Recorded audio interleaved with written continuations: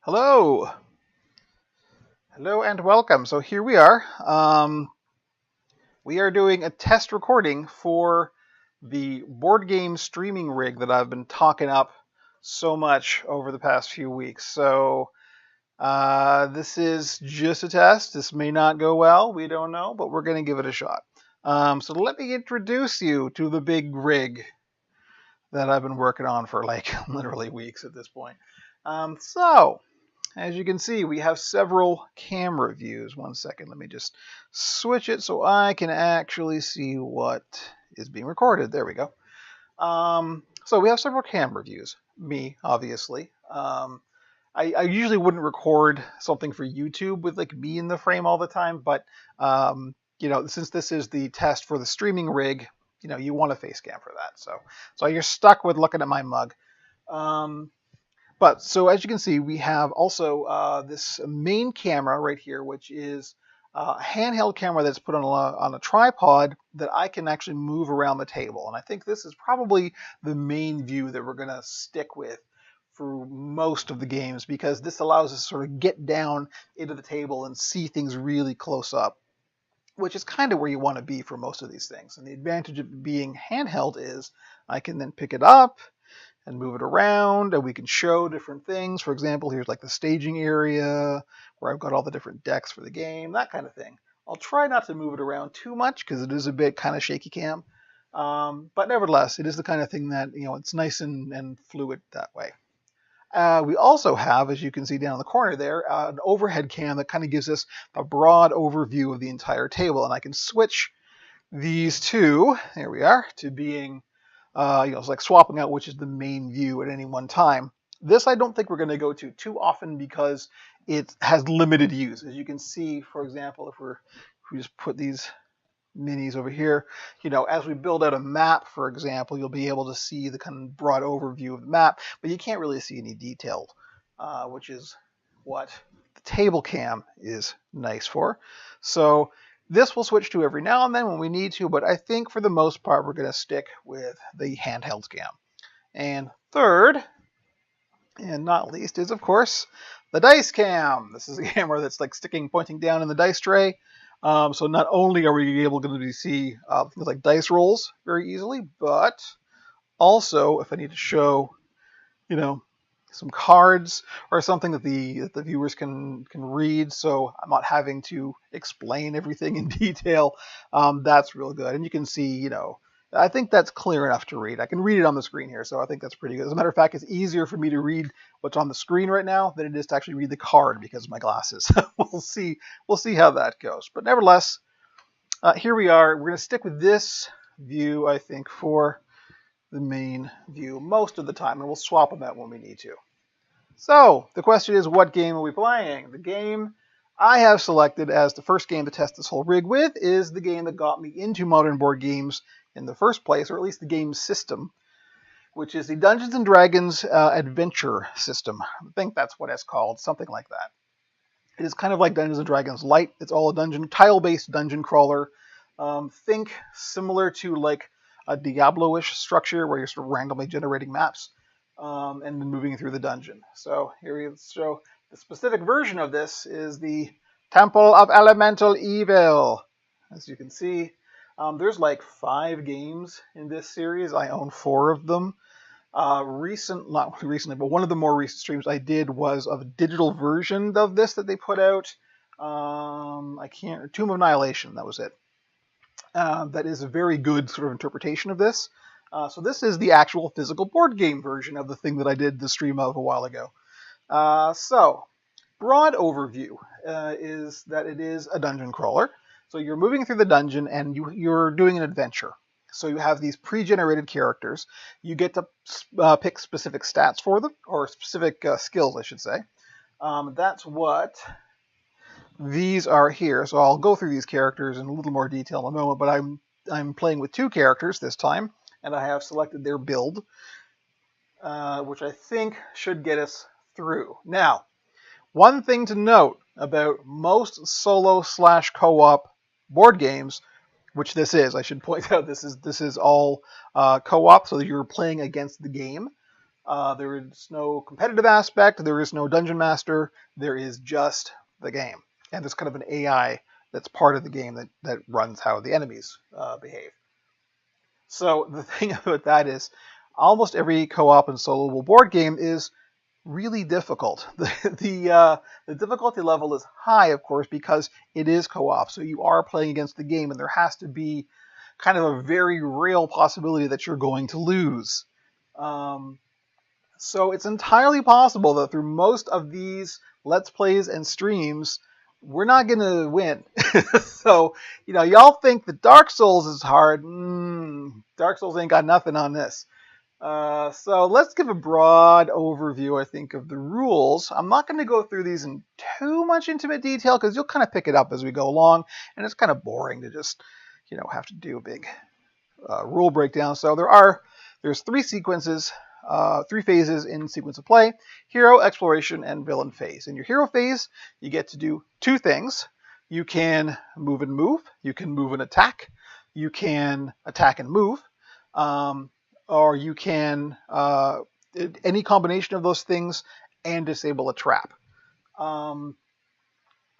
You cannot attack twice is the only thing. So you can do two things, you just can't attack twice. Now, let's talk about movement for a second, because let me drop in one of our character sheets here. So you see here, they all have kind of standard D&D-ish stats. So what we're interested in is the speed. So Alyssa here, our ranger, has a speed of 6. So what that means is that she, on her turn, can move 6 of these squares. Or up to 6 of those squares. She doesn't have to move all. She can move less than that, but she can only move a maximum of 6 squares at any one move. If she opts to move twice for her turn, then she can move 12, up to 12, for example. That will probably hardly ever happen, and I'll show you why momentarily. But anyway, that's how movement works. So let's go back to here. And we'll go back to our sequence of play cards. So those are the things that you do on your hero phase. After your hero phase is over, you move to the exploration phase. And the exploration phase is, if your hero occupies a square adjacent to an unexplored edge, go to step 2, which is to draw a new dungeon tile. I'll just move this over here. You can see here is a stack of random dungeon tiles, and these will come out and generate our dungeon for us. So when you do that, let me move to this view here. So I'm going to pick a dungeon tile at random here. So here is, you see that? A standard dungeon tile. So as you can see, there are a couple of features here. We have this arrow that's up here. That arrow indicates what orientation you place that in. So you just match up the arrows to be pointing at each other. I'm sorry I'm out of frame there, but I'm just using the camera on the laptop for my face cam, so you're going to have to deal with this quite a bit of not seeing me. Anyway, so the arrow is going to point at each other, and that's all. In this case, we have a white arrow. White arrows are good because it means that you do not get an encounter. If you draw a card, a dungeon tile that has a black arrow, you have to draw an encounter card. We'll get into those when we see them. You want to avoid that. Encounters are almost always terrible. So the other thing of import on this tile is this little dragon symbol. We'll turn it around here. This dragon symbol right here. What that means is there is a monster on this tile, and that is the spawn point of the monster. The other symbols that are around here, this one don't worry about. That's used in other adventures. But these X's here are places where there are randomly generated traps. And we'll see how that works momentarily. I'm just going to put this back somewhere in the stack that I don't know. So that's that. So we'll see how that works as we play it. So if you end your hero phase on an unexplored edge, you pull out a new tile, and then you activate the stuff that's on that tile. Traps, monsters, encounters. If you end your turn, actually, let's go back to here. So yeah, with the number 3 that just covers what I just said. So after that is over, that's the exploration phase, then we move on to the villain phase. If you didn't place a dungeon tile during your exploration phase, or if you place a tile with a black triangle, you draw an encounter card. So, as you want to avoid encounter cards, you generally want to always be exploring. It's trying to push you forward and move you through the dungeon. However, sometimes that's not possible. Sometimes the monsters hem you in, and you can't explore an edge, or you have to, disarm a trap before you're able to explore an edge, that kind of thing. So sometimes you're going to get encounters, whether you like it or not. So anyway, that's that. So after you have resolved encounters, then you move on to monsters. So let's say, for example, and let's just, we can, from here, I think we can probably just move into playing the game. So let's go here. Now the point, the agenda of this adventure is that we have fallen through a hole in the ground, and we are in this dungeon, and we are trying to escape the dungeon. So on this dungeon stack here, somewhere around between the 9th and the 13th tile, randomly, is a tile that's labeled guard room. When we draw the guard room, we can then place this, pardon me, gigantic, you probably can't get that in frame, this gigantic start tile, which is poorly named in this instance. But what it means is, since this is the introductory adventure, so it means we're working our way towards the beginning of the dungeon. And that's the end of this adventure. So as long as we can get to that tile, we're out, we're safe. However, getting there is going to be a bit of a challenge. So, let's proceed. We'll have Alyssa go first, I think, because a couple of reasons. But A, she's a ranger, so it just seems right. That's what rangers do. Also, she has a special ability. As you can see, she has Scout. You are a Master Explorer. During your exploration phase, you can explore one unexplored edge on your tile, even if you aren't adjacent to it. That's a really useful thing to do, because it means we can avoid encounters sometimes. But anyway, as you can see, she has a speed of 6. So the other ones we'll just go through briefly. Armor class is pretty obvious. If you know D&D, that's what you have to roll on a D20 or above to hit them if you're going to attack. Hit points, she has 8 hit points. Any more than that, and she goes down. We'll cover that if it happens. Oh, it'll happen. It'll happen. Speed of 6, so she can move 6 squares. And surge value. So surge value is when your character is out of hit points and they're unconscious, you can spend a surge token to bring them back to life, to heal them up on the next turn. That's how many hit points that they come back with. So it's always half of whatever your maximum hit points is. And don't worry about the level thing, because I don't think we'll be getting to that during this session, but we'll cover that in a future session. So anyway, as you can see, Alyssa here has speed of 6, so she can move up to 6 squares. So, as we're on the very start tile, oh, you know what? I forgot to place the traps. Here's a good opportunity to do that. So I have this bag, I have a black bag that is full of little trap tokens. I'm just going to pull out 4 of them that are the wrong way around so I don't see what they are. Because traps can be a lot of different things, and you never know how serious the trap is. Here we are. And 2 more. So I don't know what these are. I pulled these out face down. And there we go. Okay. So we're kind of limited in our choice of what direction to go in. So I think Alyssa will move 1, 2. And that's the end of her hero phase, because there's really nothing else she can do. So now we move to the exploration phase. So we will pull a dungeon tile, and we get a white arrow, which is excellent. That's very good news. Let's move this over here, as you can see, and we do have a monster. So over here are the decks. These are all shuffled up of the various things that we will draw. So in this case, Alyssa is going to draw a monster, and the monster she draws is a hobgoblin fighter. So let me just grab our hobgoblin from. Oh, this is. I gotta get a chair that swivels for this. This is not easy on my 50-year-old back. Let's see. What does a hobgoblin fighter look like? He's got a big sword with a notch in it. That looks like a hobgoblin fighter to me. So we'll put our hobgoblin on the board right where he should be. So that is our exploration phase done. So we have drawn a tile. We didn't get an encounter. We did get a monster. We placed the monster. So now we move on to our villain phase. And in the villain phase, whoever the active character is, if they control a monster, that monster activates. In this case, we did just draw this hobgoblin fighter. So now the hobgoblin fighter is going to go.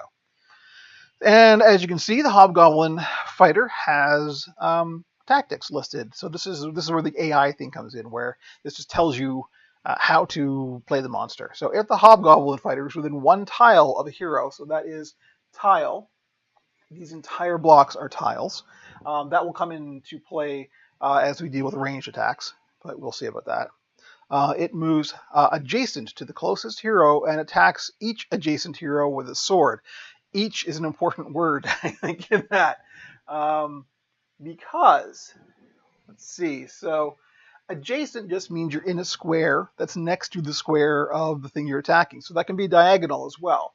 So moving adjacent to the closest hero, in this case, the shortest route would be to just move one square up and be attacking Alyssa, which is, I think, what we're going to do. Usually in the way that these games work is the monster always takes the shortest route possible. And in this case, that's it. We could be really nasty and have him move here, in which case he's adjacent to two, or both of our heroes, and he would attack both of them. But let's be, egalitarian at the start and just have him go there. So he has moved, and so now he's going to attack. And as you can see, he has a +7. So all attacks happen. Alyssa controls this guy, so we'll just put this by her card. Happen on a d20. That's the only die that's rolled in the entire game is d20. So, let's see. Alyssa has an armor class of 15. So, whatever this dice roll is, +7. So, this is not a difficult roll. Let's see if he can make it. Oh, yeah. He made it. So, he does damage. And as you can see, he does 1 damage. So that's not too bad, but damage is damage, right? So the way that we show that damage has been taken is we have these little counters here. We'll put the counter on Alyssa's card, and that means that she is down 1 hit point. And that's Alyssa's entire turn. That's what she does.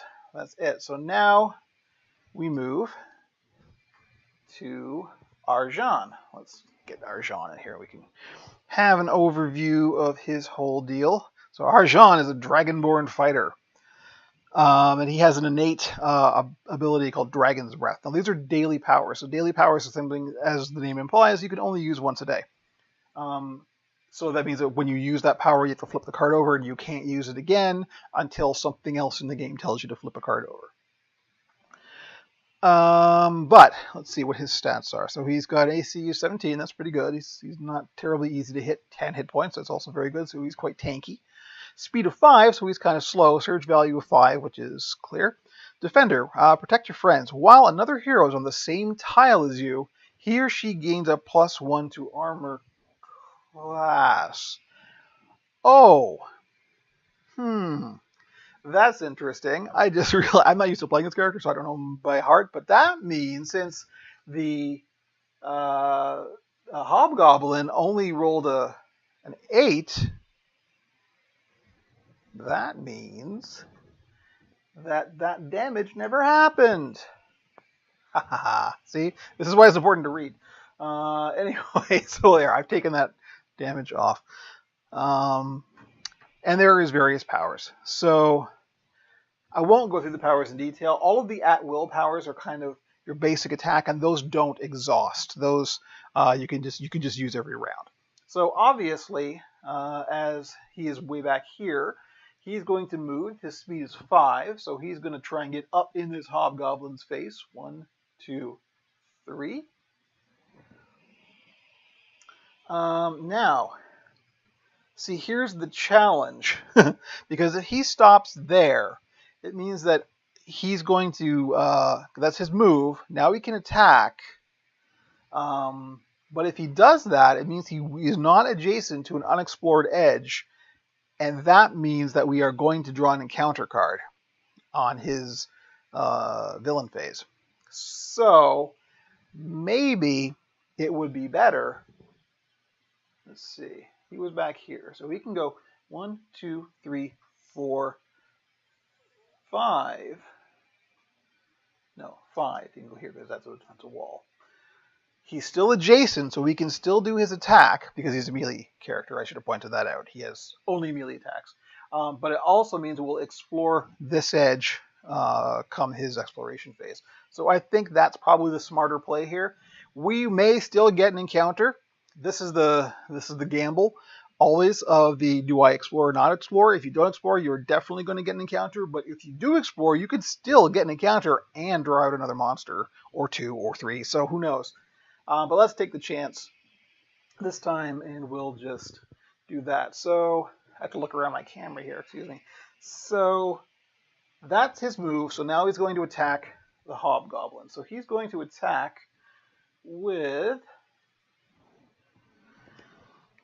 one of his at-wills is this Trapping Strike. Choose a monster within 1 tile of you. Place that monster adjacent to your hero and attack it. So, you know, both of his he has 2 at-will powers, and they both only do 1 damage. This is the one that does +8, and his other at-will does +6, but it attacks 2 adjacent monsters. So obviously that's of no use right now. So we're going to do Trapping Strike, although he won't be using the trapping part of that because he's already next to the monster. So he's going to attack with a +8 and hopefully do a damage. And I got to look up how much damage, how many hit points. Oh, this hobgoblin only has 1 hit point, by way of proof. There we go. So if he hits, he will kill it. And it has an AC of 15. He's attacking for a +8. So let's see what we go. Nice. Great. Great. That's a 3. He whiffs. He misses. He does not hit the hobgoblin. So that's that. So what we do now is that's his hero phase over. He attacked. He moved. He attacked. He missed. So now we move on to the exploration phase. And as he is adjacent to this unexplored edge, we will draw another tile. Oh, and of course, we get a black triangle, a monster, and 2 traps. So let's do this. We'll place that tile there. We'll draw from the encounter deck. Whatever the encounter is going to be, I won't reveal that quite yet. And we will pull a monster from the monster deck. So let's see what we get. We do these in order. Oh, and also I'll put the traps out. 1 sec. Let me just get those done. Those traps are completely blocking off that direction too. Of course they are. There's a trap there. And I saw what that one was. Come on, give me one that's face down. There we go. Okay. So let's see what our encounter is. Hidden Betrayal. There might be a traitor among you. There's only 2 of us. Choose one hero to attack with a +4. If it hits, it does 3 damage. And if it misses, it still does a damage. Oh, that's brutal. Okay, this is what I mean by. Oh, and also, so this is discard after playing. So after this is done, or we resolve this, then it goes away. Thankfully. Okay, so That's our exploration phase. We're now on to the villain phase, obviously. So we got to attack Arjan with a +4. He has AC 17. Miss, but on a miss, still does a damage. So Arjan is down a hit point. That's okay. He's the tank. He can afford it.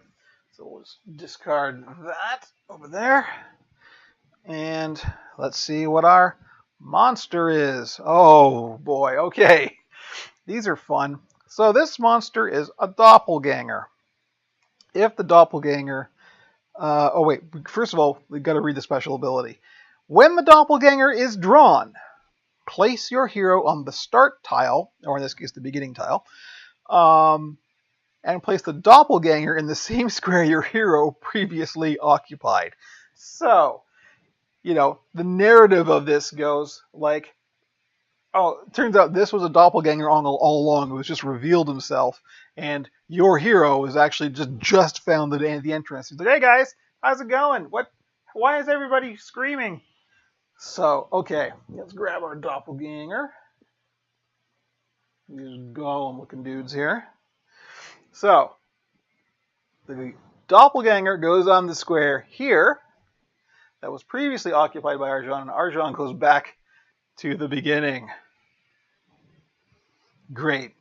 So, Alyssa is going to want to get away from these dudes pretty quick, I think. But now the doppelganger activates. So if the doppelganger is within one tile of a hero, it moves adjacent to the closest hero and attacks with a wicked slam. So obviously he's going to just go bloop over here and attack Alyssa. Poor Alyssa. So, and this is controlled by Arjan. So we have a monster. As you can see, I'm just placing these underneath. Sorry, let me do that. Underneath the cards of the character sheets, so we know who controls what monster. So, the doppelganger is going to attack Alyssa. And with a +4, if he hits, he does damage. Single damage. So,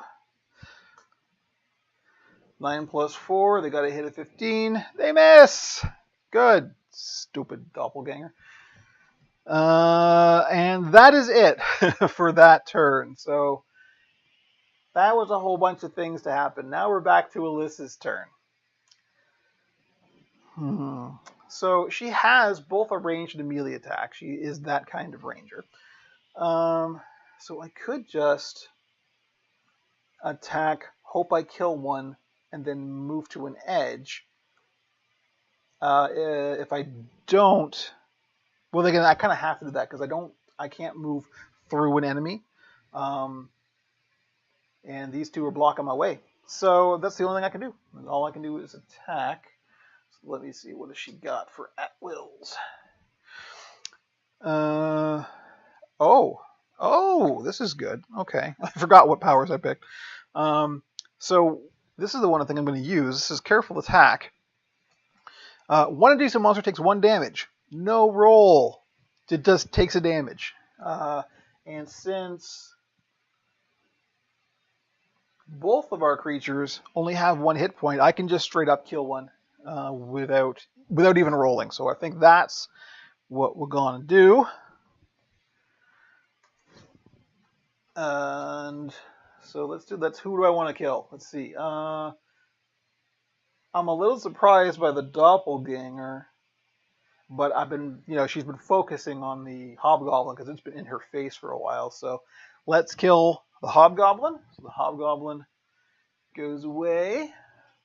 Not too far because I'm sure we'll be seeing you again.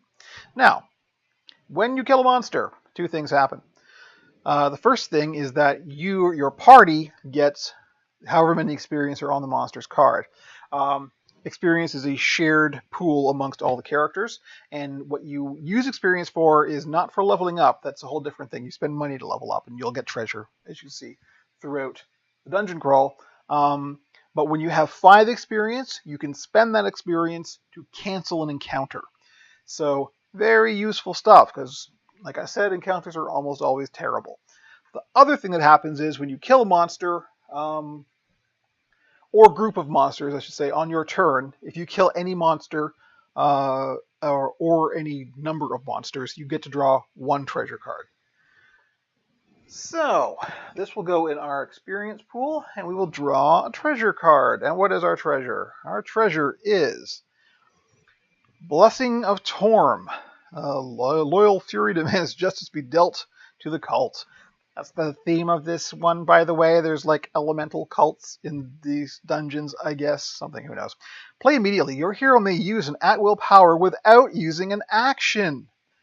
Well, that's awesome, because she can then use that careful attack, right? And that's an at-will.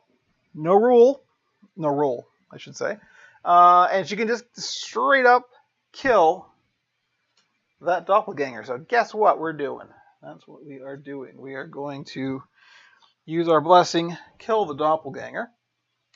Now, because we've already drawn a treasure this round, we don't draw another one for killing the doppelganger. Unfortunately, it isn't every monster gets a treasure. It's that every kill in that turn gets a treasure. So what we do get is the XP. It's only 1 XP. He wasn't a tough guy, so that's okay. We now have 3 XP. So that was her first action. That was pretty good. So I think what she's going to do now is move, because she can move. What's her move? Her move is 6. So 1, 2. There we go. And we'll explore this edge here, trying not to move the camera as much as I move the map. All right, so now on to the exploration phase for Alyssa. Oh, of course. Oh, look at this. Look at this. An encounter and 2 monsters. Great. That's great. 2 monsters to make up for the 2 that we just got rid of. So I'll draw our encounter card and 1, 2 monsters. So now we're on to the villain phase. First thing we'll do is the encounter. Are there no traps? There are no traps. Event. Dark Gift. Oh, this might not be terrible. A mysterious benefactor is willing to aid you for a price. Choose A or B. Your hero takes 1 damage, or draw a card from the treasure deck and choose another hero to take 2 damage. Oh, this is brutal. You can see where when you're playing with more than 1 person, this could be a point of contention. Well, you know what, I think Alyssa is a self-sacrificing type. I think she's kind and won't, do that to her friend. So Alyssa will opt to take the damage. And then we discard that. I discarded it in the wrong pile. Don't want to mix up our cards.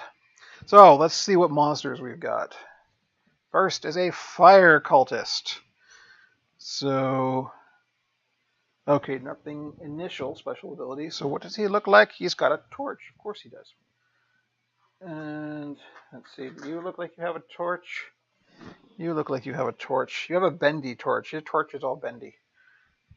So we will place him here.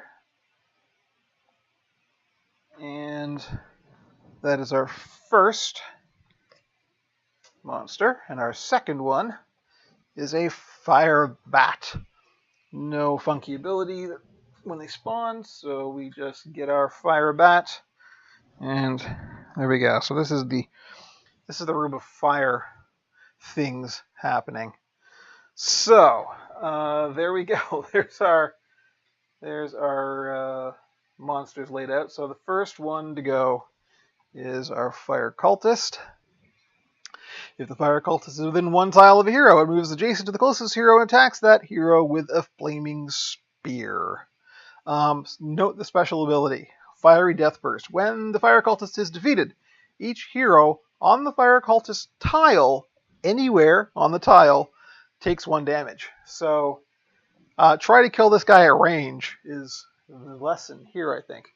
The problem with that, of course, is so he's going to move closest adjacent to the closest hero. So obviously is Alyssa. He's going to move one space up here and attack with his spear with +6. Okay. So he's only got to roll a 9 or higher. Ooh, nice. Here we go. It's an 8, so he misses.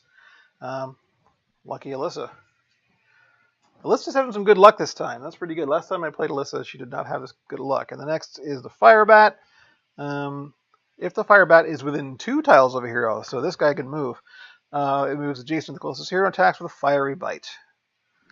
So let's do that. So let's see. He will move, he or she. Don't gender the Fire Bat. Yeah, that looks about right. So this is a +5 attack and does 1 damage if it hits. So we've got to roll 10 or higher.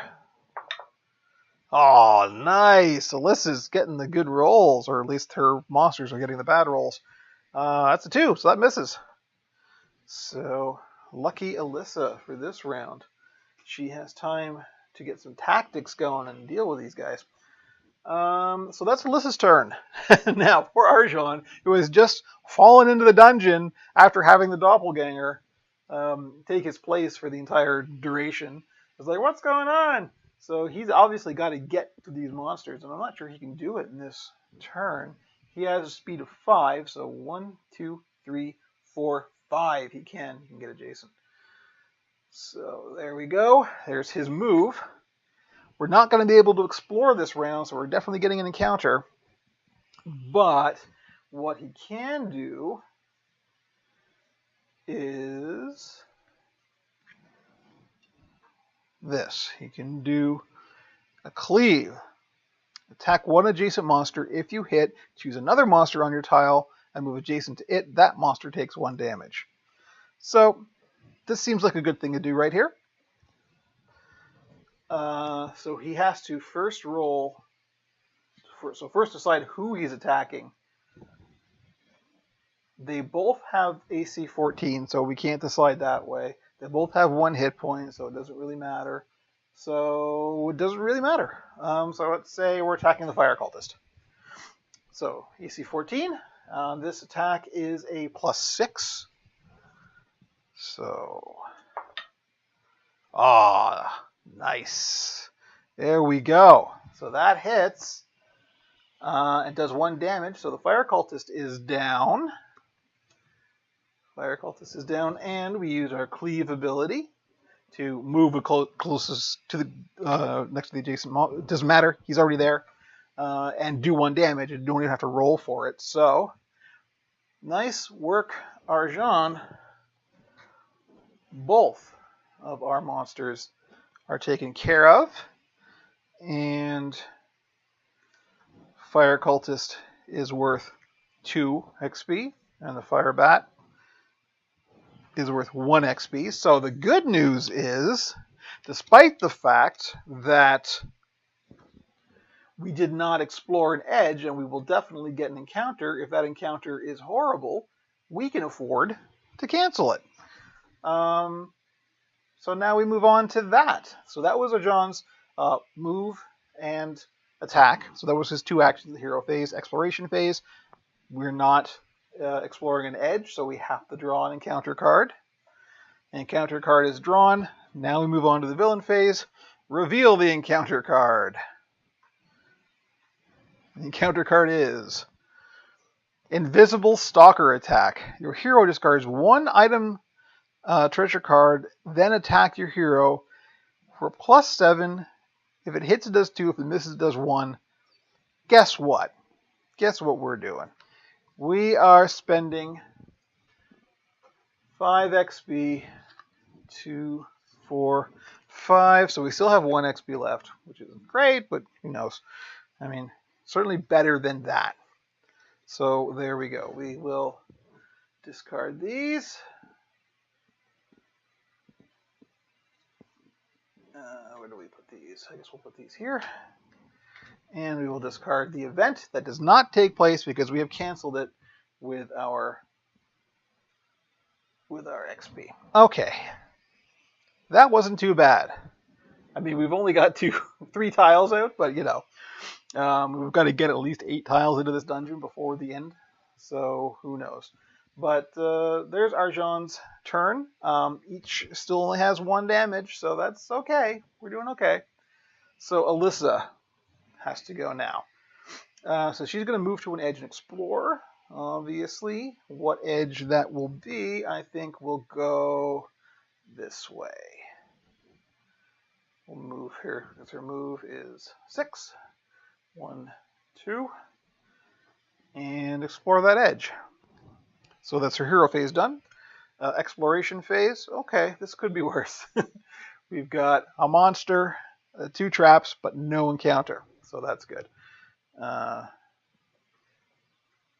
There we go. Oops. Apologize. Sorry for that. Let's get our traps laid. 1. And there we go. So of course they're blocking our way, so we're gonna have to either move a different direction or deal with those traps at some point. But let's get our monster chosen. Move this to a slightly better position. There we are. So we've selected our monster. So there's our exploration phase done. Can't quite see those traps coming here. Let me move this up there. There we go. So that's our exploration phase done. You're now on to the villain phase, and our monster is a Noel Archer. Hey everybody! I can't do Noel. I can't. Well, I can kind of do Noel. Jamie is Noel, so this is why on stream we need to get Jamie. So let's find our Noel Archer. Where is he? That looks like a Noel Archer. Those are big. Look at this guy. He's huge. So let's spawn our Noel Archer. Wow. Just by... Yep, he's a big guy. That's a big old Noel Archer. So let's see, what are his attacks? So there we go. There's our villain phase is going. And if the Noel Archer is within 2 tiles of a hero, it attacks. So it doesn't move, so because it's an archer. It's got a ranged attack. And attacks the hero within 2 tiles with the fewest hit points remaining. That's interesting. So he's got a bit of...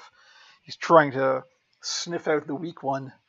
So he's just going to attack Alyssa, because she does have the fewest hit points, with his arrow. And that's on a +7. And this is Alyssa's monster, so she controls him. And... Ooh, he's got 2 hit points as well, so he's only AC 13, so he's not that hard to hit, but he has 2 hit points. Okay, so he's going to attack with a +7. Yikes. This is probably going to hit. Alyssa's AC is 15, so... Yep. Yep, that hits. So he does the damage. Nothing special, no special abilities, nothing weird like that. So Alyssa has now 2 damage.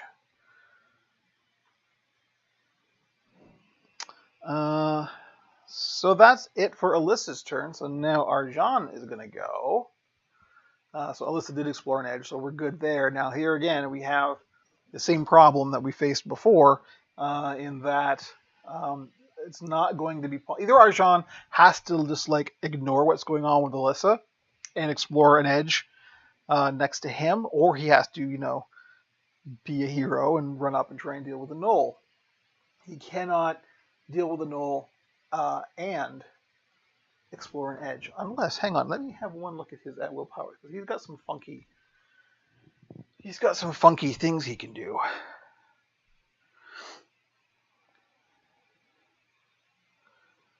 Oh, we could be in luck. So check this out. If he uses that trapping strike that we used before and actually use the trap part of it, choose one monster within 1 tile of you, and oh, he isn't. Of course not. So you see, Rajan is here on this tile. If the monster was here, we could do it, but he is bonk, bonk. He's 2 tiles away. Can't do the trapping strike thing. Darn it! Okay. So since we can't do trapping strike, we're just going to have to go straight forward, get in the Knoll's face, and then take the encounter. That's just what we're going to have to do. So Rajan's speed is 5. Can you get there? 1, 2, 3, 4. Yes, he can. There's his move. He's going to attack. So he will attack. Still the trapping strike. He just... Oh, hang on. Maybe we can do this. This might be a judgment call rule-wise, but if I move here, I'm next to an unexplored edge. So that's my move. Now my attack is the at-will trapping strike. I think this works. I think this is within the rules. Let's do that. Let's be crazy and do that. So he's going to use this trapping strike because now he is 1 tile away from the monster. So he gets to place that monster adjacent. So let's put him here. We won't be too generous because he's still adjacent to Alyssa here. And attack. The +8. And if it hits, he does damage. Which means the Gnoll will still be alive. Gnoll has 2 hit points. But the Gnoll only has a 13 AC as well. So we'll see how this goes. Oh, yeah. Yup. That hits. So 1 damage on the Gnoll. Now, of course, these are the 1 token things I didn't get out. But there we go. To show that a monster has damage, we have... Oops. These little dealies right here. So we know that the Gnoll's got a damage on him. All right, well, that all went pretty well for that. That is our hero phase. So now we're on the exploration phase. So we've got to explore this edge. Let's move this like that. We'll pull the tile. Ooh. Okay, well, so we still get our encounter. We've got the black triangle and 2 traps, but no monster. So, you know, could be worse. Could be worse. So there's our exploration phase. My ADD is making me go, he's not facing him. He should be facing the thing that he's attacking. There we go. So we're going to pull out those traps.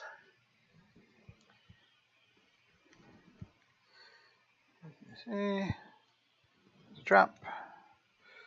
Oop, I saw what that one was. Come on, give me face down. There we are. 2 traps on the board. So now we got to draw our encounter. Encounter has been selected. So now we move on to the villain phase. And we see what our encounter is. And whatever this is, we have to do it. So,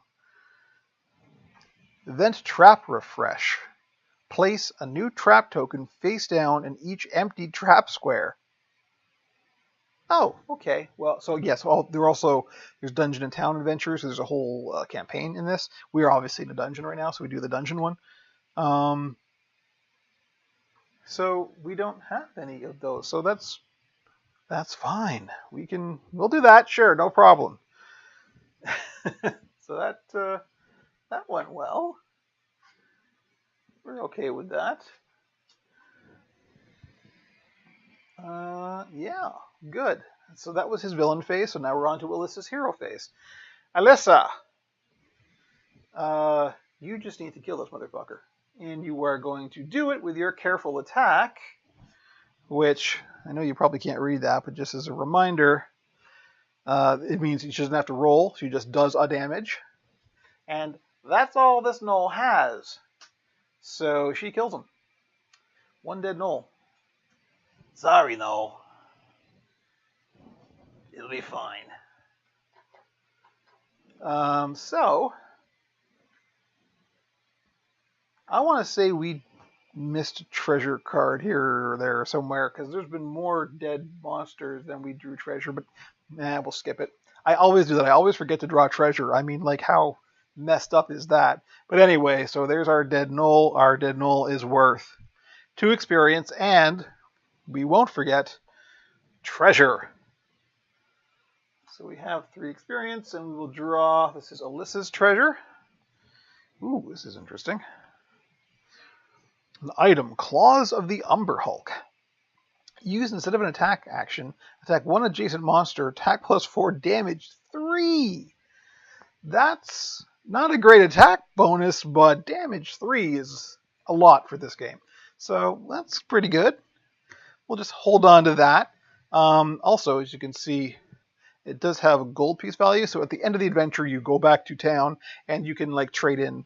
You just go to the store and sell things and buy things. And so in that case, I can get 300 gold for that. So that's Alyssa's turn.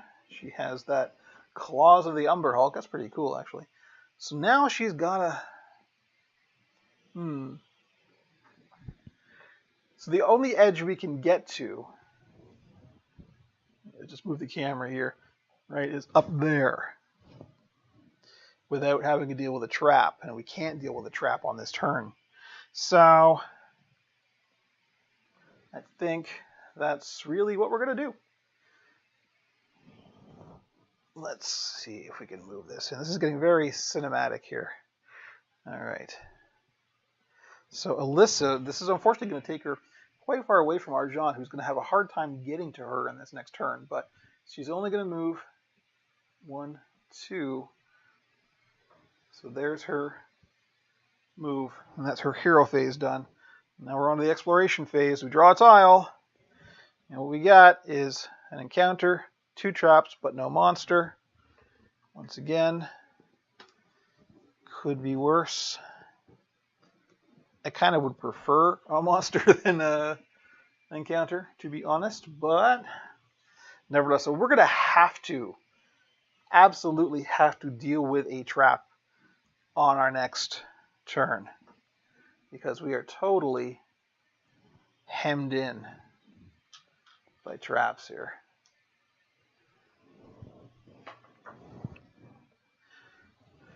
And so that's the exploration phase. We'll pull an encounter card. Villain phase. And the encounter is event. A hailstorm in a dungeon? Large shards of ice descend from above. Well, remember, this dungeon is controlled by evil elemental cultists, so, you know, I guess they're doing their evil elemental cultist thing. Attack each hero, doesn't matter where, so they both get attacked. +7. It does 2 damage if it hits and 1 damage if it misses. This isn't great. This is, again, encounters. Not a great thing, so let's start with Alyssa. This is +7, it's got to hit 15. Oh, sure. Our first crit roll, and of course it's on a trap. That doesn't mean anything for an event like this. It just means it definitely hits. So there's 2 more damage on Alyssa. So Alyssa is officially at half health. And let's attack Arjan. This is for 17, so it's got to roll 10 or higher. And of course it rolls a 17. So there's 2 damage for Arjan. That event is done. And that's it for this turn. So over to Arjan. So he... Okay, well, you know, so... Here's the thing about traps. Let me pull this back so you can see what we're looking at with Arjan here.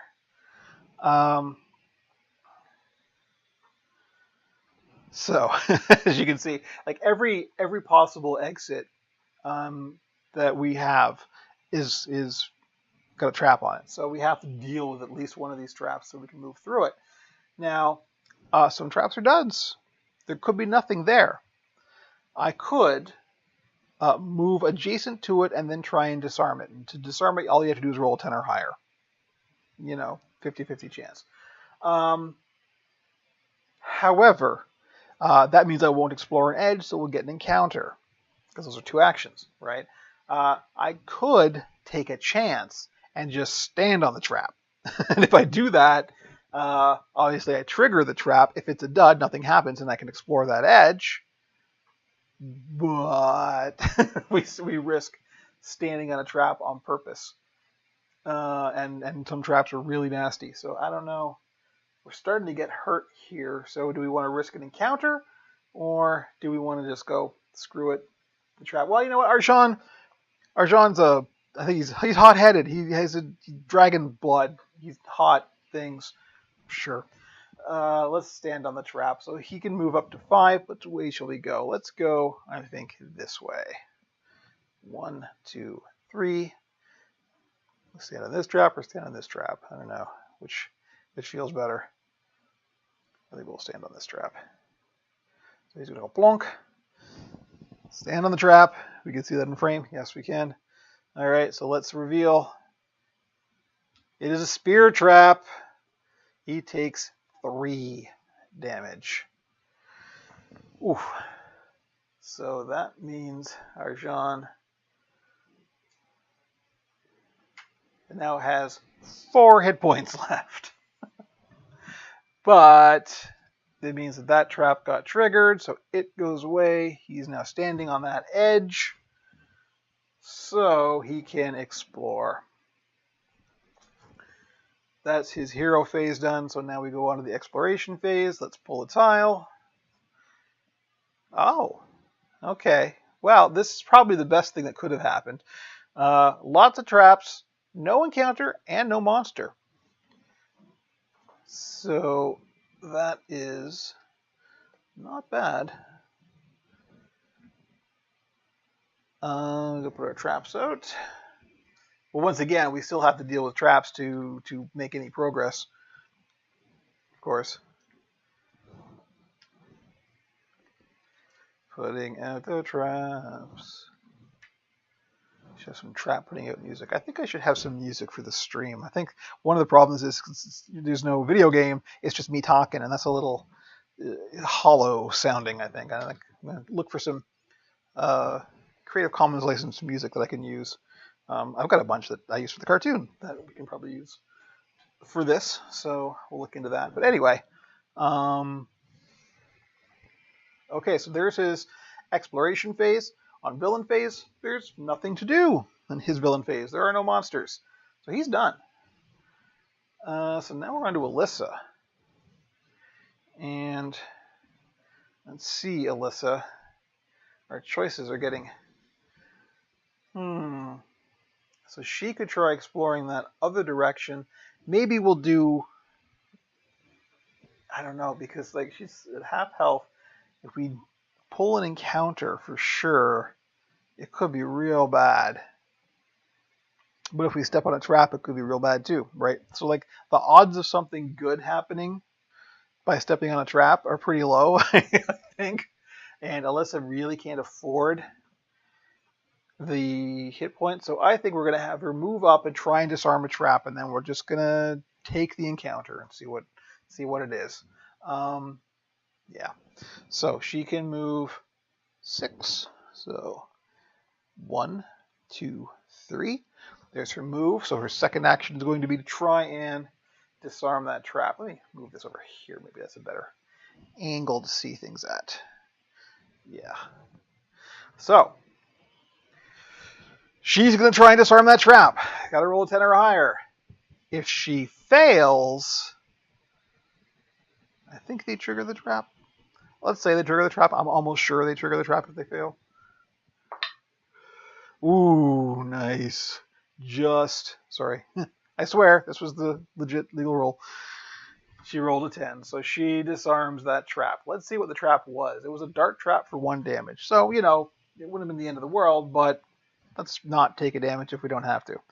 So, she has done her actions. Because we have not explored, although we've at least opened up a pathway to explore, we have to draw an encounter. So, exploration phase, we draw our encounter. Exploration phase over. Villain phase begins, and our encounter is Event Robber. You may choose to lose 100 gold pieces. If you do not lose 100 gold pieces, place a new monster on your hero's tile. Well, we haven't got 100 gold pieces. We may have had 100 gold pieces if we had remembered to pull the treasure for the other dead monsters, but we didn't. Or maybe we did because there were 2 at once. I can't remember. Anyway, too late now to worry about that. So we're going to spawn a monster. All right. Well, you know what? That's actually fine. As encounters go, that is probably one of the less onerous ones. So let's draw a monster and spawn it. And the monster is an air cultist. No special ability, so let me just grab our crossbow wielding dude here. Where are you? We do a crossbow. I really should lay all these out ahead of time rather than having to fish around in here. Now you're a fire cultist. Now you're a null archer. Gotta get the right one. It's just not the same if you don't get the right one. There we go. There he is. So if it spawns on her tile, it doesn't really matter what square we put him on, because of the monster rules. There's no monsters don't have a speed. They move entire tiles, so it doesn't really matter. So there we go. We spawned this air cultist, so now we have to activate the air cultist because we are in the villain phase. So if the air cultist is within 1 tile, the hero attacks the closest hero with a blinding crossbow bolt. So this is interesting. If it hits, she gains disadvantage. I'll explain what that is if he hits. +4.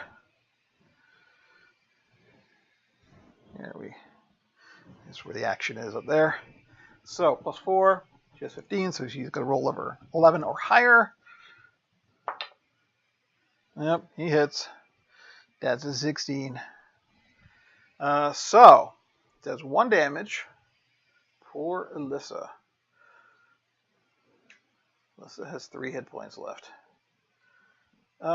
So she gains a disadvantage. So let me just show you these condition markers. This just says disadvantage,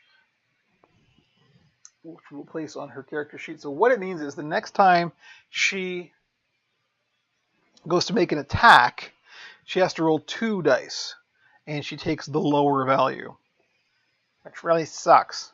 There is, however, the alternate condition, which is advantage, where you roll 2 dice and pick the higher one. So, there are 2 sides to that coin, but we got the less good side. So that is it. The air cultist has gone. He is controlled by Alyssa.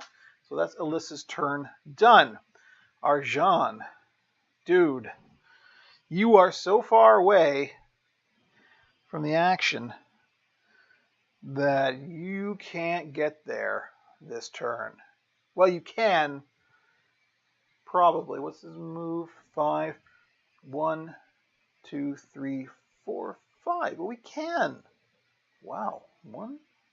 Let me make sure I do this right. Yeah, I'm doing this right. 1, 2, 3, 4, 5. Oh, okay. Never mind. So Arjan is going to move there. Once again, not exploring an edge, so that could be a bad thing. However, if we kill this guy, oh no, we still won't have enough to cancel the next encounter. Oh well, we still got to deal with him. So he's going to attack with his trapping strike. I can't use the trick of exploring an edge with that anyway, so he's just going to straight up attack him. This guy only has 1 hit point and only has 13 AC, so this should be good. Here, let's do that. And this is +8. Yep, we good. That was a 12, so 12 + 8. Air cultist, yeah, so he has 13, so yes, he definitely dies. He is worth 1 XP, which will go there. And let's not forget that Arjan gets a treasure. And the treasure he gets is a pouch of copper. So there's our 100 gold pieces that we could have earned to get rid of this guy. But we didn't. So let me just. Well, these are the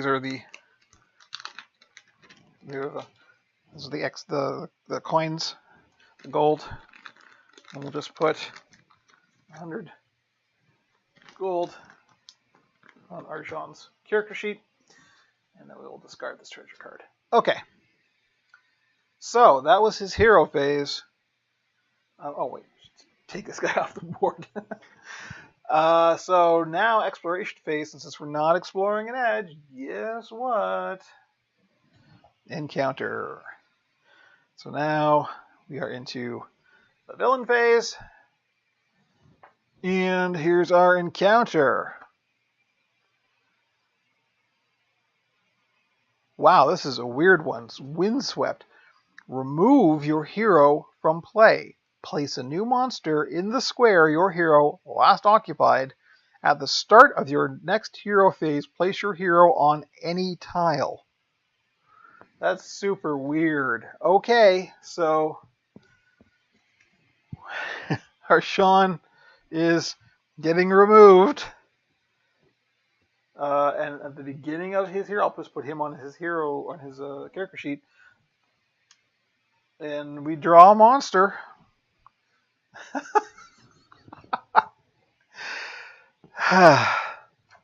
Doppelganger. So, I don't know. I'm not quite sure how to play this actually, because I mean, this is still Arjan's turn, so he's the active hero, but he's currently not on the board. And the special ability is when the doppelganger is drawn, place your hero on the start tile. Place the doppelganger. You know what? We'll just follow the rules that the card says. So, but the thing is, he's not currently on the board, so we don't know where to place the doppelganger. Let's just place the doppelganger where he was. I think that's fair. And I gotta find the doppelganger, which I just had. There he is. So let's place the doppelganger here, and then we'll do again with the starting back. So there's our situation. Arjan is back at the start. We have our doppelganger here. Can we frame this up? Not really. Not really. That's good enough. There, we can see everything. Oh boy. What a farce. But that doppelganger is controlled by Arjan. So now the doppelganger is going to activate. Crazy. We all did this. We got an encounter because we didn't explore an edge, and we still get a monster. So the doppelganger is going to do what doppelgangers doppel do, and move to the closest hero, move adjacent to the closest hero. So that obviously is Alyssa. And he's going to attack Alyssa with a +4. So he's got to roll 11 or higher. And he rolls, a 13. So he hits. And he only does 1 damage. So Alyssa's still standing.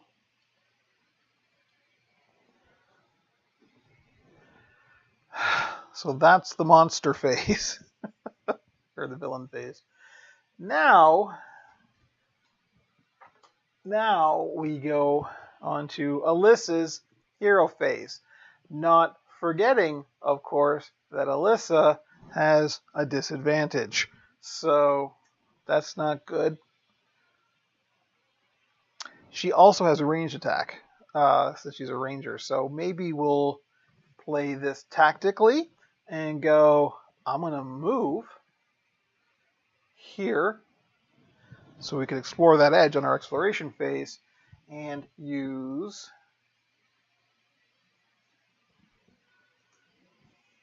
Hunter Shot, which, see here, attack a monster within 2 tiles of you. If you miss, the monster is more than 1 tile away from you. Place it 1 tile closer to you. That's not relevant for this, but nevertheless, it's +6 and does 1 damage. This thing only has 1 hit point, so as long as we hit, we kill it. And it only got AC 13. So That hits. That's 10. And this is plus 6, so that's 16 gets 13. So yes, that hits. Doppelganger goes down. We get treasure. Don't forget the treasure. And it's another pouch of copper. I won't switch cameras for that because it's just another 100 gold pieces. Which, assuming we survive, which is still in question, we get to spend that in town at the end of the adventure. So Alyssa gets her... Oh, wait. She has disadvantage. That may not have happened. She may have missed. Let's roll the second die and see what it says. So the first roll was a 10. We remember that. Ah, okay, good. That was 11. So there, we fulfilled the conditions of the disadvantage. That means that after we do that, that can be discarded, so she knows no longer at a disadvantage. And she still hit. It still died. She still got the 100 gold. So we're good. And it also means we have another XP. So 2, 3, 4, 5. Yes, we can cancel the next encounter should we wish it. And I suspect we shall wish it.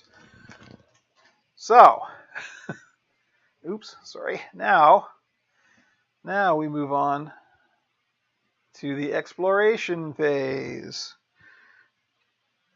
The overhead cam probably looks hilarious right now. Let's see. Oh, that's not too bad. That's not too bad. If we do that, we can square it up a little bit. There we are. It's tough to pay attention to more than one camera at once. That's why there are experts and people who get paid to do this. There we go. Okay, good. So, we are going to explore that edge, obviously, the one that she's facing. So now on to our exploration phase. Well, okay, this isn't too bad. It's kind of bad. We have, oops, oh, well, we saw the trap was, but that's okay. We just won't step on the arrow trap that costs us 2 damage. So no encounter, but 2 monsters. So let's draw 2 monsters. And now we move on to our villain phase. So our monsters are, first, another hobgoblin fighter. Grab him, which should be an easy reach because I just had one. There we are. And we'll put him here. And this is Alyssa's, so she will control him. And another hobgoblin fighter. Ooh, let's see. I know what they look like. I just had one in my hand.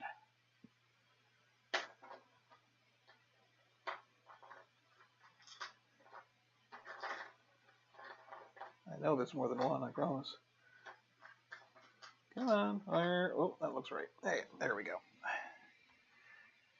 So, a couple of hobgoblins to deal with.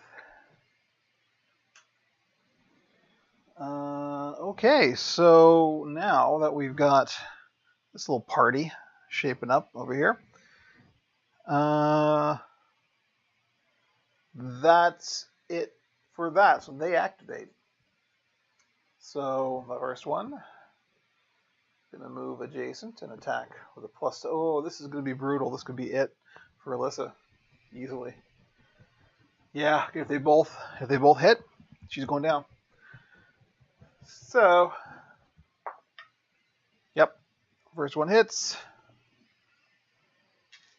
That's his turn. Second one activates, moves adjacent, qualifies. Also, just FYI, monsters do not trigger traps. So he could move on to the square with a trap and it wouldn't do anything. Like a video game, he said with a derision. Second hobgoblin attacks. Rolo. Oh! Mercy. Can you believe it? He missed. Alyssa's down to 1 hit point. But she's still standing. So that's that. Now we're on to Arjan. Arjan is all the way back here. So really, what he's gonna do, I guess, I should change this camera angle. Let me see if I can just This is going to get wobbly for a second here. Let me do this and it won't be quite as jarring. There. Let's change it like that. There we are. That's a little nicer, I think. Yeah. We can at least see everybody. He's got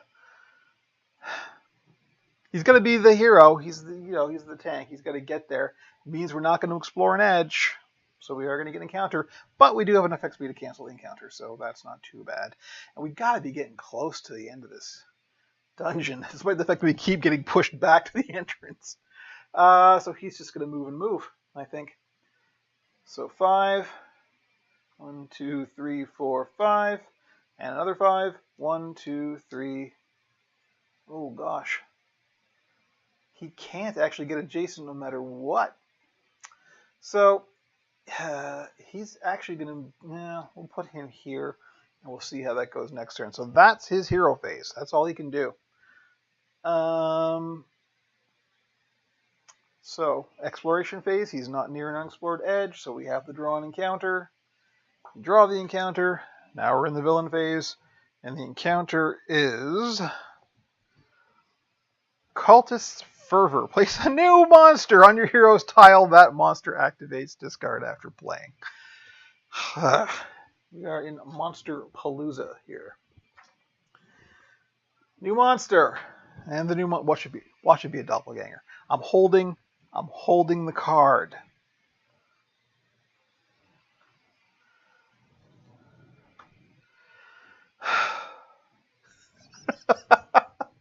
I can't believe how many times. This is the 3rd time Arjan has been a doppelganger. Okay, fine. It's all the way back to the beginning. A doppelganger just shows up behind Alyssa. Oh, yeah.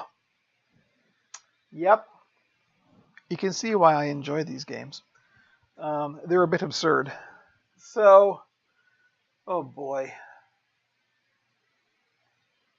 Now, the question here is, do we want to let that happen? Because we could cancel that encounter card, and then this doesn't happen. As encounters go, this isn't terrible, but Alyssa's got 1 hit point. If any 3 of those hit her, she goes down. We still have 2 surge tokens, so that wouldn't be the end of the game. But that's too funny to not let happen. I think we'll hold on to our XP and just let this go. Whatever. I mean, Alyssa's going down. Someone's going to hit her. There's no question. So if it wasn't for the doppelganger, one of the 2 gnolls is going to hit her. So let's just or hobgoblin, sorry. Let's just go with the absurdity of it and say this is what happens. So now the doppelganger activates. So he's going to attack Alyssa. +4. Alyssa's got 15 AC.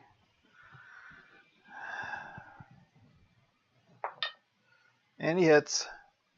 And Alyssa goes down. So Alyssa is out. So what that means is at the beginning of her next hero phase, we have to spend 1 surge token. We have 2. I'll actually show it to you. I don't usually get them out because they're kind of silly. Just you know how many times people can die. And there it is. Healing surge. See? So we have 2 of these. So it means that both of our heroes or 1 hero can die twice. And if a hero is down at the beginning of their hero phase and there are no more healing surges to spend, then you lose. So she's down. You can take off the damage because when she comes back, she will come back at her surge value, which I'll just remind everybody is 4 XP. Let me see there, surge value. So that's what's going to happen there. You got everybody in frame? Yeah. Oh boy. Okay, well, that was Arjan's turn. That was Arjan's turn, right? That was Arjan's turn. So now Alyssa goes. So we spend our healing surge. She comes back. She's at 4 hit points. So she's at half. But she is back.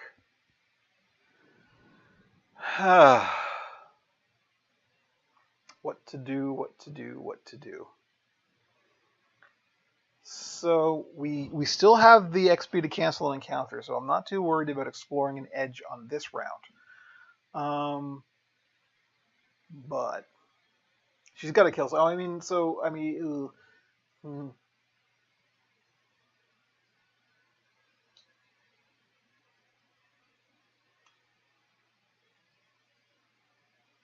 yeah, there's nothing I can do. I can't even use a special ability that will let me attack more than one. So I think I am going to attack this hobgoblin with my careful attack, so I don't have to roll. It does 1 damage. So one hobgoblin's going to go down, and then she's going to move and explore an edge. So she's going to attack this hobgoblin. That hobgoblin is dead. 2 more XP into our pool, and a treasure. Don't forget the treasure. And the treasure is Blessing of Mask. Play immediately. Choose A or B. Your hero gains 100 gold pieces. B, disable 1 trap within 1 tile of your hero. That's interesting. Do I really need to worry about traps at this point? Not really, no. So let's go for the money. So Alyssa gets another 100 gold.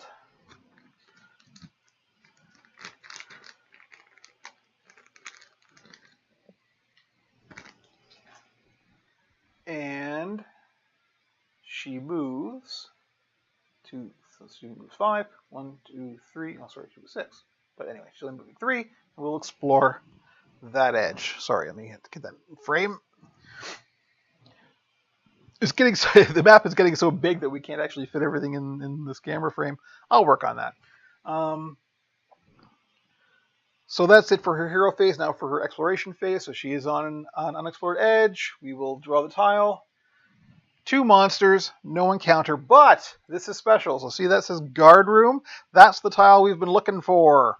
So when this tile is drawn, first of all, we place it. Sorry for bumping the camera. Then we take our start tile, this big ass start tile, and it goes on whatever the nearest unexplored edge from that is. So that'll be here.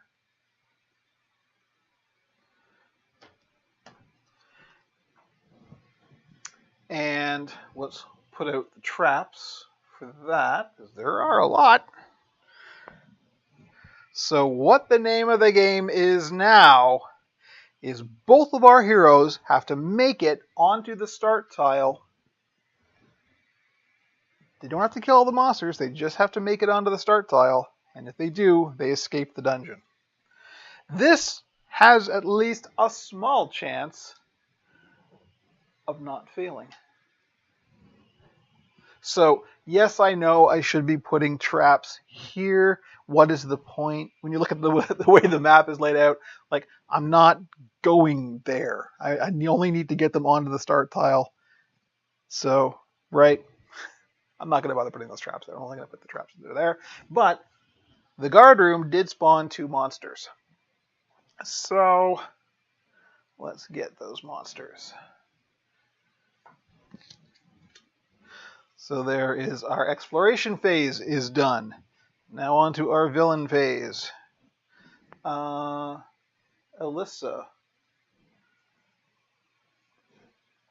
I don't know if we spawn these out of turn, because Alyssa does control the last remaining hobgoblin, so that hobgoblin needs to activate as well. Let's do this. We'll spawn the 2 monsters, then we'll just activate all the monsters that in turn.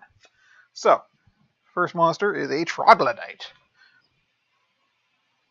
He does have a special thing. We'll read that in a sec. I think he's smelly. I think he's a smelly troglodyte. Troglodyte. Here, troglodyte. Here's a troglodyte. Yes. So he'll spawn there. And our second monster. So he'll go second and... Oh, another troglodyte. It's a trog party. Another 2 troglodytes. Okay, well, you know what? As things go, troglodytes aren't the worst to have to deal with because they're low hit points and low armor class. And their attack is pretty weak too, so could be worse. So what's going to happen now is all of the monsters that Alyssa controls are going to activate in turns. The first is the Hobgoblin Fighter. And so he's going to move Jason to the closest hero, which is Alyssa. So he's going to move here. Attack with a +7. Alyssa's in for a world of hurt. Poor Arjan. So that's 14. Her AC is 15, so it misses. I'm also using the ugly die when I use the nice rainbow die. So that's him. Now the first Trog is going to activate. If the Troglodyte is within 1 tile of a hero, it moves adjacent and attacks the hero with a diseased claws. There is no disease condition, FYI. That's just flavor text. So there, he's going to move adjacent. Attack, so this is a +5. Just show that. +5, does 1 damage if it hits. The special ability is Stench. A hero that begins his or her hero phase adjacent to the Troglodyte gains disadvantage. So yes, they're smelly. Smelly troglodytes. So Alyssa's going to want to get away from these dudes. Which she probably isn't going to be able to do. But anyway, we'll work on that. He's going to attack. +5. So he's going to roll 10 or higher. He rolls an 11. So he hits. Another damage on Alyssa. And Troglodyte number 2 activates. So he's going to move adjacent to Alyssa. Poor Alyssa. I thought Arjan was supposed to be the tank. Why is our ranger tanking? Wait, we killed that doppelganger, didn't we? No, we didn't. We did not kill the doppelganger. Well, that doppelganger is controlled by Arjan, which is why it hasn't gone this turn. Okay, so second Trog attacks. Second Trog, what's his +5? Yeah, he hits. He just hits. So that's another damage on Melissa. 1, 2, 3, 4, 5, 6. So she's down to 2 hit points. You might be spending another surge. But we're also not going to get any more monsters. We could get more encounters, but we can cancel at least one of them. So that's not terrible, although we are going to have to deal with a trap to get out of the dungeon. So that's Alyssa's whole turn done. I don't have anything that will make me move faster. So, although he does have this trapping strike, so he only has to get within a tile, and then he can move a monster. That's pretty good. That's pretty good. So he can at least deal with the doppelganger this round. So let's see. His move is 5. 1, 2, 3, 4, 5. He is within 1 tile of the doppelganger. So right here, I could use my trapping strike, pull the doppelganger to me, and deal with him. I think that's the play here. It's the only play here. Otherwise, I'll move again and then not be able to attack, which doesn't make any sense. So we will poof.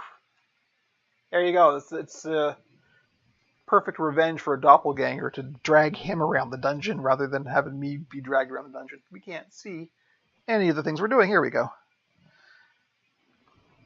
I got to work on getting this camera further away from the table. It's pretty darn close.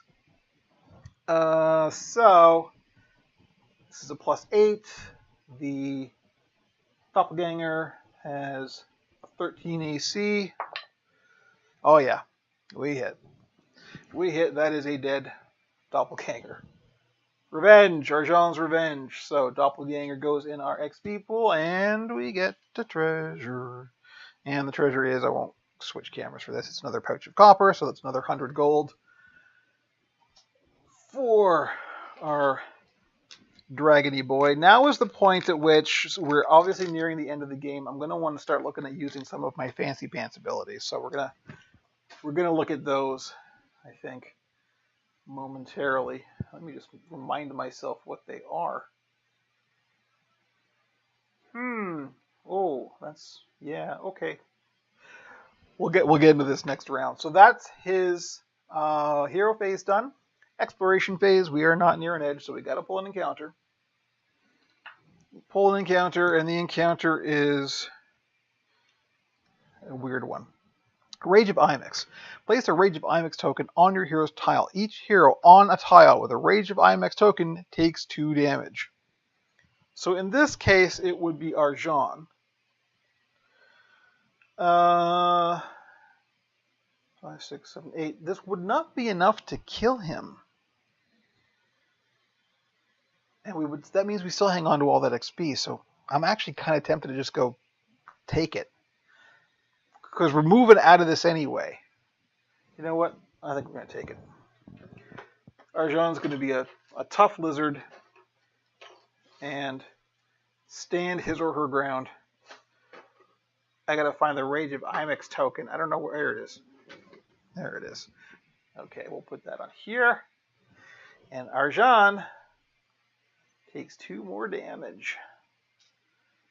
So Arjan's hurting, but he is not down for the count quite yet. And we still got another healing surge, so we might be okay.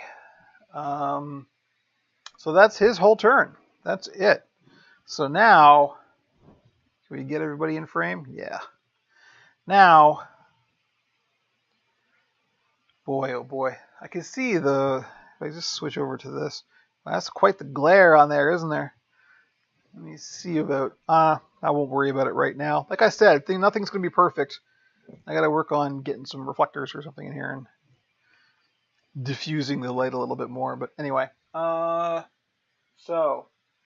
now Alyssa's going to want to put some distance between her and the critters. Although it really doesn't matter because they all move at least 1 tile anyway. So, I mean, really, just kill a motherfucker. You know what I mean? Like, just do it. They all have 1 hit point. Or, hang on. Let me look at, so let's start looking at some of the other abilities that aren't just the at will. So, she has a utility power and a daily power. Both of these are the same in that they get flipped over when you use them, and you can't use them again until something like a treasure or something tells you to flip it back up. So the first one here is Yield Ground. Use this power when a monster damages you, you move your speed. So it's like the thing hits you, you still get the hit, but you get to move away. And it really won't be of any use at the moment. So her daily is to split the tree. Choose a tile within 2 tiles of you. Attack 2 monsters on that tile. If you miss, and that monster is more than 1 tile away from you, place it 1 tile closer to you. And it also does 1 damage even if she misses. This may be a good time to use that because it's attack 2 monsters, and even if I miss, I still do 1 damage. All 3 of the monsters that are around her only have 1 hit point, so I can get rid of 2 just for sure. So maybe this would be a good time to use that. I think this is probably the wise action is to use Split the Tree. So I will exhaust that card, flip it over. We don't really have to roll because these only have 2 hit points, so I can choose, let's say we'll choose the 2 troglodytes. Hang on. No, you know what? It doesn't really matter. I had forgotten about the troglodytes special ability, which is that any hero that starts their hero phase gains a disadvantage because they're smelly. But In this case, it doesn't matter because even if I miss, I still do damage, which is all they have anyway. So boom, boom. The troglodytes go down. And now this is what I was talking about. Despite the fact that we killed 2 monsters, we still only draw 1 treasure. But both troglodytes do go into our XP pool.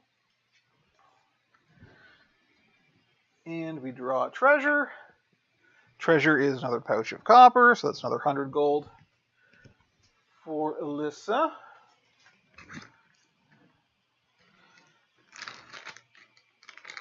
There we are. So that was her attack. So now she can still move, and I think she's going to do that. She's going to move that way. Now, she can't try and disarm the trap because she's done both of her actions this turn. We did not explore an edge, so that means now that we're in the exploration phase, we have to draw an encounter, which we will do. Okay, let's see. Teleport glyph. Place the active hero and each monster on his or her tile on the tile farthest from the active hero. Oh. No. No. That's not going to happen. We're so close to the exit, and this would just push us so far back. We won't be exploring edges, so it will just be encounter, encounter, encounter. And there will still be the monster. Like no, we're canceling that. Canceled the teleport glyph. So let's see. Let's get our cards here. And 2, 3, 4, 5. We can still afford to cancel another encounter. That's pretty good. We had 10 XP. Not bad. And that is you. Okay, so you are spent. That encounter never happened. We're done. No, we are not done. Sorry, Alyssa controls that hobgoblin, so he's going to activate. And guess what? He's going to attack Alyssa. He's going to whack her in the back. +7. He's only going to do 1 damage. How many hit points does she have? 8. She's got 6 damage. Okay, so this isn't going to kill her if it hits, but it'll be nasty. The trap will probably kill her. Watch. Just watch. I'm predicting right now the trap is going to kill her. Anyway, Hobgoblin misses. Rolls a 2. That's the best kind of Hobgoblin. Okay, so that's Alyssa's turn over. Now we're back to Arjan, who is going to move his maximum, which is 5. 1, 2, 3, 4, 5. He is now within 1 tile of that Hobgoblin, so he's going to use his trapping strike, and move the Hobgoblin to him. Roll his attack, which is a +8. Hobgoblin has 15 AC. Just makes it. Hobgoblin goes down. And that gets added to our XP pool. And Arjan gets a treasure, which is another pouch of copper. More money for Lizard Boy.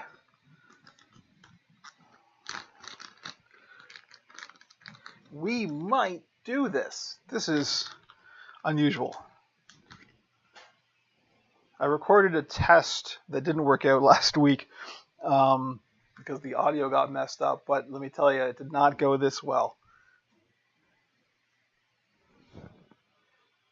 So now, sorry, I'm just trying to get everything that we need to look at in frame here.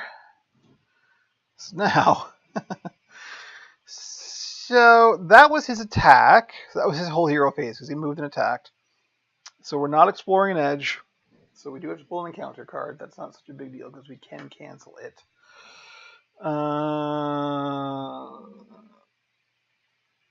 Okay, this is, yeah, we're probably going to cancel that. Grasping Tide, your hero takes 1 damage, and you discard 1 treasure card or item. And so in this case will be one of my um, 100 gold piece coins. If you do not have a treasure card to discard, hero takes 2 damage instead. I mean, we could do this. He wouldn't die.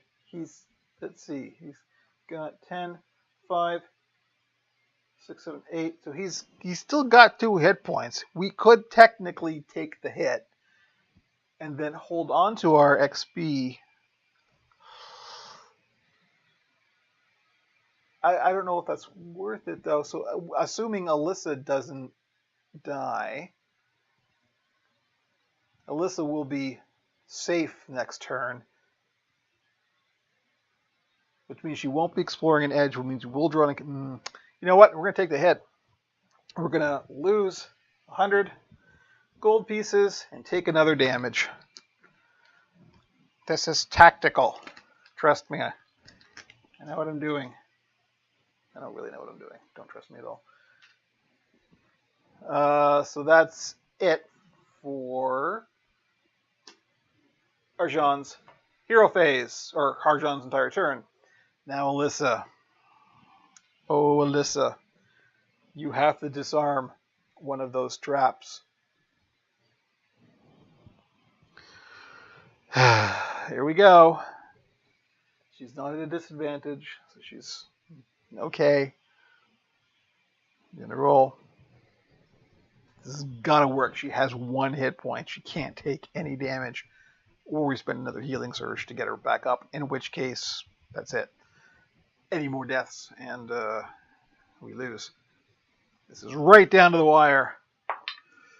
Oh. So she fails to disarm it, which means it triggers. Let's see what it is. Oh, it's a dart trap. She takes a damage. Oh wait, she's not at. She's 5, 6. Oh, she has 2. She has 2 hit points. She's still up. Trap is triggered, so it goes away. So that was her 1 action. Now she can do another action. She can move, and she will move onto the start tile. So Alyssa is safe. So we're not exploring an edge. So it means we do have to draw an encounter. But we can cancel that encounter. And on the next turn, actually she's going to move here. On the next turn, Arjan can make it out. So it's going to be okay. No matter what, I think we're home and dry. Literally with 1 hit point each. That's pretty amazing. So we are going to draw an encounter. Let's see what it is. This is great. Expose the elements. Each hero takes 1 damage. So this would literally kill both of them. So guess what? We're spending our last 5 XP. Is it 5? Is it only 5? It might be more than 5, actually. 2, 4. No, we actually. Oh, we're okay. 2, 4, 5, 6, 7. We had 7 XP. So here's the 5 XP we are spending to cancel that encounter. So that thing never happened. And that's Alyssa's phase over with. So Arjan is now on his hero phase. He's going to move twice. Even if he has to move twice. 1, 2, 3, 4, 5. He doesn't have to move twice. He only has to move once. He's on the start tile. We're done. We won. Wow. That's a little bit surprising, to be honest. It's as you can see, not an easy game. This isn't a cakewalk by any imagination. We barely made it out. Literally 1 hit point each and 1 healing surge. So if one of them had died, if both of them had died, we wouldn't be able to get them back up. Only 1 more death would have been within the rules of continuing to play. But we did it. We made it out alive. Wow. Okay, impressive. So I'm actually going to record all this stuff because this is a campaign. So the next time we go in, we have the treasure that we've got and we've got the gold that we've got, and we can go into town and buy things and upgrade and do stuff like that. So I'll do that off camera, and I'll explain that on the next video, what I've done. But cool, we did it. So I guess that'll be it. I'm going to check out the video and see if it's worth putting up. But hopefully it is, and hopefully you enjoyed this and you could follow along pretty well, because that's what this is for. I want people to watch this and like to let me know, yeah, I got it. I could follow the game pretty well. So that's it. So thanks for watching, and we will catch you next time.